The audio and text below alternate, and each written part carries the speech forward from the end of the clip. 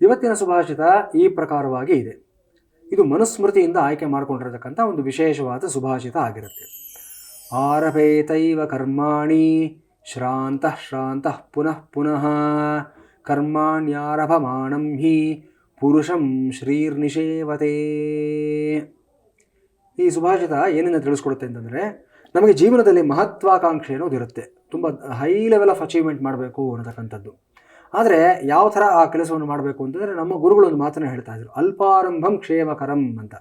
ಎಷ್ಟೇ ದೊಡ್ಡ ಕೆಲಸ ಆಗಿರಲಿ, ಈಗ ಒಂದು ನೀವು 4 ಅಂತಸ್ತು ಮನೆ ಕಟ್ಟಿಸ್ಬೇಕು ಅಂತಂದರೆ ಎಲ್ಲಿಂದ ಶುರು ಮಾಡುತ್ತೆ ಅಂದರೆ, ಮೊಟ್ಟ ಮೊದಲನೇದಾಗಿ ಫೌಂಡೇಶನ್ ಸ್ಟೋನ್ ಇಡೋದ್ರಿಂದಾನೆ. ಅವತ್ತೇ ಗೋಡೆ ಕಟ್ಟಿ, ಅವತ್ತೇ ಪ್ಲಾಸ್ಟರಿಂಗ್ ಮಾಡಿ, ಅವತ್ತೇ ಕ್ಯೂರಿಂಗ್ ಮಾಡಿ ಆಗೋದಿಲ್ಲ. ಆ ಥರತೆ ಇರಬಾರ್ದು ಮನುಷ್ಯನಿಗೆ. ಹಂತ ಹಂತವಾಗಿ ಹೋಗಬೇಕು. ಸೊ ಸ್ಟೆಪ್ ಬೈ ಸ್ಟೆಪ್, ಒಂದೊಂದೇ ಅಡಿ ಇಟ್ಕೊಂಡು ಮುಂದಕ್ಕೆ ಹೋಗಿದ್ದಾದಲ್ಲಿ ಖಂಡಿತವಾಗ್ಲೂ ಯಶಸ್ಸು ಬರುತ್ತೆ ನಮಗೆ ಅನ್ನೋದನ್ನು ಹೇಳ್ತಾರೆ.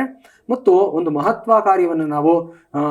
ಕಾರ್ಯವನ್ನು ಸಾಧನೆಯನ್ನು ಮಾಡಬೇಕಾದಾಗ ಆಗಾಗ ಸಣ್ಣ ಮಟ್ಟದ ಒಂದು ವಿಶ್ರಾಂತಿಯನ್ನು ತೆಗೆದುಕೊಂಡು ಮುಂದಕ್ಕೆ ಹೋಗಬೇಕು ಅಂತ ಈ ಸುಭಾಷಿತ ತಿಳಿಸ್ಕೊಡ್ತಾ ಇದೆ. ಸೊ ಒಂದು ಟೆಂಪರರಿ ಬ್ರೇಕ್ ನಿಮಗೆ ನೀವೇ ಹಾಕ್ಕೊಳ್ಳಿ. ನಿರಂತರವಾಗಿ ವಿಶ್ರಾಂತಿ ಇಲ್ಲದೆ ಕೆಲಸ ಮಾಡೋಕ್ಕೆ ಹೋಗಿದ್ದಾದಲ್ಲಿ ಗುರಿ ತಲುಪೋದಕ್ಕಾಗೋದಿಲ್ಲ. ಸೊ ಒಂದು ಸ್ಟ್ರಾಟಜಿ, ಒಂದು ಪ್ಲಾನಿಂಗು, ಒಂದು ವಿಷನ್ ಇರಬೇಕು ಅನ್ನೋದು ಈ ಸುಭಾಷಿತದಲ್ಲಿರತಕ್ಕಂಥ ಒಂದು ಅಂತರಾರ್ಥ ಆಗಿರುತ್ತೆ. ಯಾರು ಈ ಪ್ರಕಾರವಾಗಿ ತುಂಬ ಪ್ಲ್ಯಾಂಡ್ ಆಗಿ ಹೋಗ್ತಾರೋ ಆ ವ್ಯಕ್ತಿಗಳಿಗೆ ಪುರುಷಂ ಶ್ರೀರ್ ನಿಷೇವತೆ, ಆ ಮಹಾಲಕ್ಷ್ಮಿ ಅನ್ನತಕ್ಕಂಥವಳು ತಾನಾಗಿ ಒಲಿತಾಳೆ ಅನ್ನೋದು ಈ ಒಂದು ಸುಭಾಷಿತದಲ್ಲಿರತಕ್ಕಂಥ ಒಂದು ಅಂತರಾರ್ಥ ಆಗಿರುತ್ತೆ. ಸೊ ಈ ಪ್ರಕಾರ ನಾವೆಲ್ಲರೂ ಅಷ್ಟೇ ತುಂಬ ಬೇಗ ರಾತ್ರೋರಾತ್ರಿ ಬೆಳೆದು ಬಿಡಬೇಕು, ಓವರ್ನೈಟ್ ನಾನು ಫೇಮಸ್ ಆಗಿಬಿಡಬೇಕು, ಈ ಭಾವನೆಗಳನ್ನು ಬಿಟ್ಬಿಡ್ಬೇಕಾಗುತ್ತೆ. ಮೊದಲನೇದಾಗಿ ಒಂದು ಮಾತು ಹೇಳ್ತಾರೆ ಇಂಗ್ಲೀಷ್ನಲ್ಲಿ, 15 seconds ಆಫ್ ಫೇಮ್ ಅಂತ.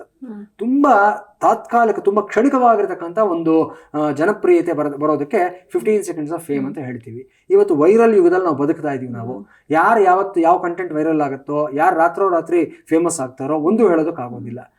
4 ದಿವಸ ಬಿಟ್ಟು ನೋಡಿದ್ರೆ ಆ ವ್ಯಕ್ತಿ ಎಲ್ಲೋ ಇರೋದೇ ಇಲ್ಲ, ಅಡ್ರೆಸ್ ಇರೋದಿಲ್ಲ, ಆ ವೈರಲ್ ಕಂಟೆಂಟ್ ಅನ್ನೋದಕ್ಕೆ ಯಾವುದೇ ಒಂದು ಅರ್ಥನೂ ಸಹ ಇರೋದಿಲ್ಲ, ರಿಲೆವೆನ್ಸ್ ಅನ್ನೋದು ಇರೋದಿಲ್ಲ. ಈ ಥರ ಆಗಬಾರ್ದು.